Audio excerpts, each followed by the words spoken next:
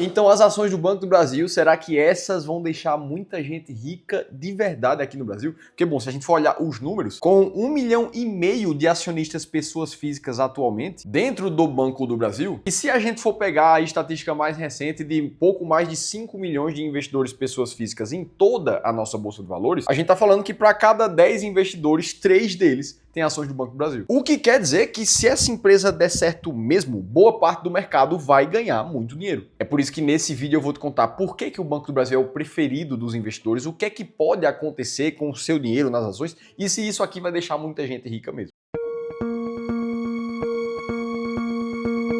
Boa, vamos lá, o Banco do Brasil está sempre entre as empresas mais buscadas da nossa bolsa. Inclusive, desde 2022, ela já passa a ter o maior número de investidores pessoas físicas na bolsa. Só que já há algum tempo, desde o começo desse ano, as recomendações para a empresa têm piorado. Inclusive, com a XP vendo a chance do Banco do Brasil cair ainda mais daqui para frente. E o Goldman Sachs que cortou o preço-alvo por causa da pressão do crédito rural. A gente vem falando sobre isso aqui no canal bastante. Afinal de contas, o resultado recente do segundo TRI teve uma queda de 60% no lucro, inclusive com um cancelamento do dividendo que ia ser pago agora no início do segundo semestre e ficou somente para dezembro desse ano. Mas o fato é que, apesar disso tudo, ela segue sendo uma das empresas favoritas por causa do seu longo prazo na bolsa. A popularidade dessa empresa por todas as casas de análise até um dia desse estava em alta, até mais especificamente o final de 2024. E é aqui que a gente vê as razões claras do porquê que ela é tão queridinha pelo mercado. A primeira razão é que o lucro vem numa trajetória crescente muito forte nos últimos 10 anos. Se a gente for olhar para 2016, o lucro do Banco do Brasil era de cerca de 8,6 bilhões de reais. Sendo que em 2024 esse mesmo lucro fechou praticamente em 38 bilhões. Ou seja, uma multiplicação de praticamente 5 vezes o lucro nesse período. E como no longo prazo a cotação da empresa tende a acompanhar esse crescimento do lucro, o que a gente viu nos últimos 10 anos foi uma alta de quase 300% considerando os dividendos, mesmo depois das quedas recentes. Então o lucro crescente no longo prazo, sem dúvida nenhuma, chama atenção demais para os investidores. O segundo aspecto é que o dividendo também cresceu muito nesse mesmo período, saindo da casa dos 37 centavos no ano de 2016 por ação, para fechar 2024 com mais ou menos R$ 2,60, o que equivale a uma multiplicação de 7 vezes a renda passiva em dividendos gerada pelo banco. E é claro que o cenário de 2025 está diferente, mas a gente está olhando o que é que chamou a atenção nos últimos anos por parte do banco dos investidores. E quando a gente fala de uma multiplicação de dividendos por 7 vezes, é como se você hoje tivesse o teu salário no teu trabalho multiplicado por 7 vezes. Quanto é que isso daria? Se você ganha 5 mil reais, passava a ganhar 35. Se você ganha 10, passando a ganhar 70 mil reais. Só para você entender a magnitude que isso aqui tem de reflexo na percepção dos investidores. Então o dividendo crescente chama a atenção também. A terceira razão que faz com que a empresa seja muito queridinha pelos investidores é que a gente está falando de uma empresa centenária, uma das mais tradicionais do Brasil, fundada há mais de 2 séculos. Inclusive, sobre esse assunto, eu vou deixar uma recomendação de filme que eu nunca falei aqui no canal, que é esse aqui que está na tela, chamado Mauá, o Imperador e o Rei. O filme que conta a história do Irineu Evangelista, o famoso Barão de Mauá aqui do Brasil, que é inclusive o responsável por reabrir o Banco do Brasil. Afinal de contas, a primeira versão do banco foi fundada lá em 1808 pelo Dom João, só que o banco foi liquidado, quebrou alguns anos depois por causa de dívidas, e a segunda versão, que é o que a gente conhece hoje, foi reaberta pelo Barão de Mauá em 1851. E mesmo com todo esse histórico do Banco do Brasil, a última vez que o banco apresentou um prejuízo foi em 1996. Ou seja, essa estabilidade, esse período tão longo de tempo operando no Brasil traz segurança para os investidores que acabam confiando a mais no banco. Isso tudo, inclusive, traz o quarto motivo que atrai bastante os investidores às ações do Banco do Brasil, que ele é apoiado por grandes investidores de renome aqui no Brasil, como é o caso do próprio Luiz Bassi. E aí, por todo esse contexto, mesmo com as quedas, com os resultados piores, muita gente continua confiando no banco. Como é o caso do Mário ali, que comentou: eu quero que Banco do Brasil caia, assim poderei comprar ainda mais. E aí eu vou fazer a pergunta que eu tenho feito em todos os vídeos para você. Você segue acreditando no Banco do Brasil? Ou você acha que vai cair mais ainda, vai estar esperando um pouco mais para só depois pensar em comprar? O que é que você está vendo do mercado? Porque tem uma coisa que pouca gente fala por trás disso tudo. É muito bonito todas essas narrativas, mas vamos para os números do Banco do Brasil, o histórico de rentabilidade da ação de verdade. Quando a gente puxa de 1994, que é o que a gente tem dados mais fáceis de encontrar até aqui, o que a gente percebe é que, mesmo considerando o reinvestimento dos dividendos, o Banco do Brasil teve uma rentabilidade menor até mesmo do que o CDI nesse período. E não foi pouco não, foi 3 vezes menos do que rendeu o CDI. Sendo que no mesmo período, várias outras empresas do mesmo setor, do setor bancário, tiveram uma performance bem superior, como é o caso do Banco Itaú. Aqui no gráfico a gente vê. Enquanto o Itubi 4 subiu 64.000% de 94 até aqui, o Banco do Brasil ficou com singelos 3.700%. A própria comparação com o IVVB11, as maiores empresas lá do mercado americano, cotadas em dólar, no histórico que a gente tem de dados desses dois ativos, a gente também vê o Banco do Brasil perdendo por uma diferença muito grande. E aí, beleza, onde é que eu quero chegar com tudo isso? Será que o Banco do Brasil pode deixar muita gente rica? Ainda mais depois desse desconto que a gente tá vendo no preço, depois da cotação cair tanto. Porque ao analisar esse histórico mais longo que eu acabei de te mostrar, uma coisa fica muito clara. Quem ganhou mais dinheiro de verdade foi quem soube a hora certa de comprar e de vender o ativo também, inclusive. Houveram momentos de alta muito forte e de queda muito forte. O fato é que quando o banco ficou barato de verdade, ele se valorizou muito no futuro. Inclusive, isso não aconteceu só com ele, não. Olha esse gráfico aqui que eu tô te mostrando na tela, com a rentabilidade das ações mais baratas da bolsa no longo prazo, que foi responsável por transformar 100 mil reais investidos em mais de 3 milhões e 100 mil, sem precisar de novos aportes. Esse foi o resultado das 20 ações mais baratas da bolsa. Aquelas empresas que estão fora do radar do mercado e por isso estão sendo negociadas a um valor abaixo do que deveriam. Inclusive, é a mesma estratégia que os nossos clientes aqui do Clube do Valor usam para investir em ações muitas vezes. E o mais legal de tudo, essa estratégia agora, ela também seleciona os bancos mais baratos da bolsa. É isso que o meu sócio Ramiro Gomes Ferreira vai te mostrar no dia 2 de setembro, no evento online e totalmente gratuito chamado As Ações Mais Baratas da Bolsa 2.0. Lá a gente vai te revelar como é que essa estratégia vem evoluindo nos últimos tempos e as 20 empresas mais baratas da bolsa. Para você se inscrever é totalmente gratuito, basta você clicar no primeiro link aqui da descrição do vídeo. Beleza, a gente falou tudo isso, agora vamos entender se o Banco do Brasil tem capacidade de deixar muita gente rica daqui para o futuro. Vamos analisar juntos aqui o que aconteceu no passado depois de algumas grandes crises com as ações do banco. Se a gente pegar, por exemplo, o período de 2010 até 2016, o que a gente vai ver é um período de lateralização, onde o banco foi para cima, foi para baixo, mas terminou esses quase 7 anos com a rentabilidade praticamente zerada, mesmo considerando os dividendos. Naquele contexto, a gente vivia um período de crise muito forte que culminou ali em 2016 no Brasil. Em compensação, dali para frente, quando o banco pegou o próximo ciclo de alta, ele subiu mais de 240%. Se a gente pegar esse período e comparar com o Ibovespa e com o CDI, a gente vai ver que o Banco do Brasil realmente subiu mais do que os outros. Puxando até o início de 2020, no período pré-pandemia, ele subiu praticamente 350%. Ou seja, isso quer dizer que para cada R$1.000 investidos, você conseguiu multiplicar o seu dinheiro por 4,5 vezes.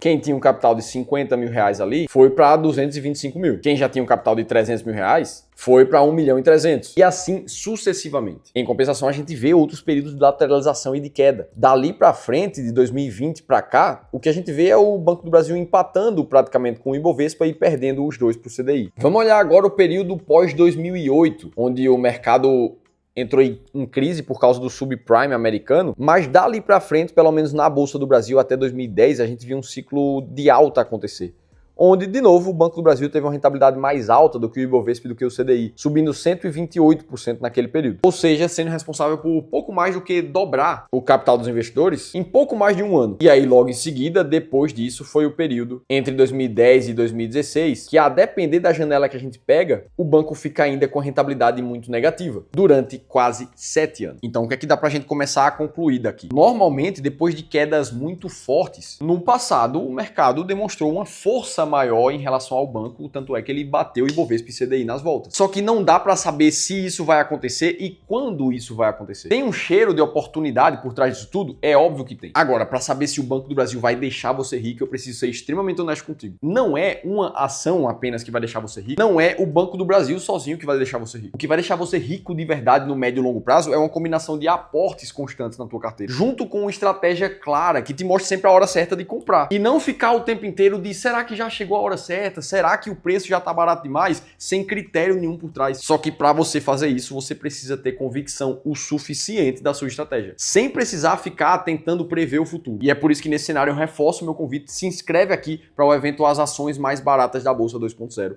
A gente vai te mostrar uma ótima forma de escolher ações com esse método. Dito tudo isso, espero que nesse vídeo você tenha lembrado do foco principal de como é que você fica rico investindo e não vai ser somente com ação, muito menos somente com o Banco do Brasil. Para você continuar assistindo os vídeos aqui do canal, eu vou deixar um outro conteúdo bem similar a esse e eu vou estar te esperando no próximo vídeo.